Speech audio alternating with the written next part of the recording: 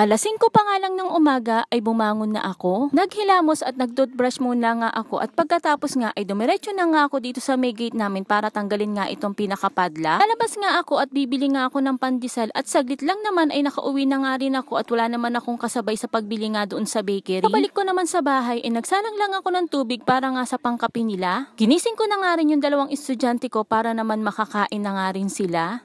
Habang nga nag-aalmusal yung dalawang estudyante ko ay nagkanaw na rin ako ng sarili kong kape at bumaba nga ako dito sa may sala at dito ko na nga lang to ininom.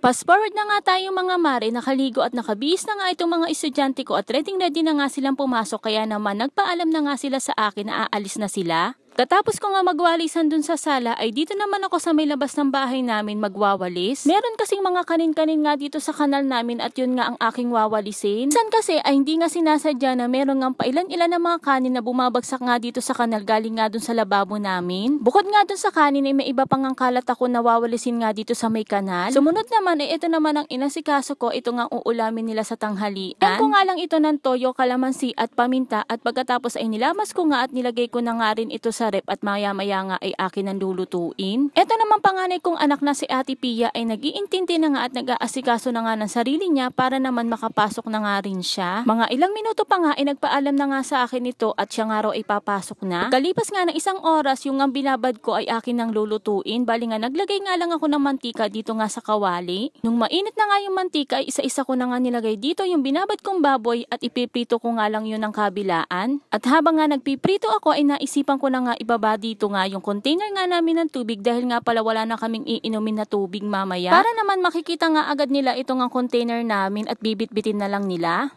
Naprito ko na nga lahat yung binabad ko ng baboy pagkatapos naman ay magigisa nga ako dito ng sibuyas. Pagkatapos nga ay nilagay ko nga ulit dito yung mga prinito kong baboy at sinama ko na nga rin dito yung pinagbabaran. Bali nga nagdagdag lang ako dito ng konting tubig at konting toyo pa at tinimplahan ko na rin at hahayaan ko nga lang itong kumulo hanggang nga ito'y lumambot. Nagising na nga rin ito nga si Sia at humingi na nga rin siya sa akin ito nga Bear Brand Choco kaya naman pinagkanaw ko na nga rin siya at pagkatapos naman ay sinuklayan ko lang ang buhok niya.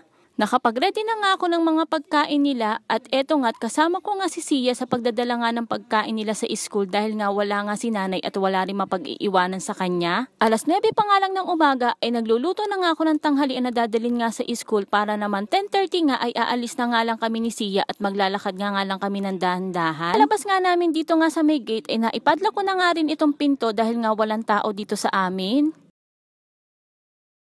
Uwi na nga kami sa bahay at dahil nga kasama ko si Sia ay hindi ko na nga nakuha pang mag-video. Di pa man kami nakakalayo dito nga sa bahay namin ay nagrereklamo na nga itong si Sia na napapagod na nga daw siya sa paglalakad. Dahil nga napagod nga ang batang ito ay may reward nga sa akin at naibili ko nga muna siya ng ice cream gago nga kami umuwi. Naman pagkatapos nga niyang kumain ng tanghalian, ibinigay ko na nga sa kanya ito nga ice cream na binili ko sa kanya. Ako naman ay nagpunta nga sa kusina, tinapon ko nga yung pinagbalatan nito nga ice cream niya at pagkatapos naman ay kinuha ko nga yung pinagkainan niya at ako naman ang kakain dito nga sa may lamesa namin sa taas. O siya mga mare, hanggang dito na lang muna. See you on my next vlog. Thank you for watching. Bye!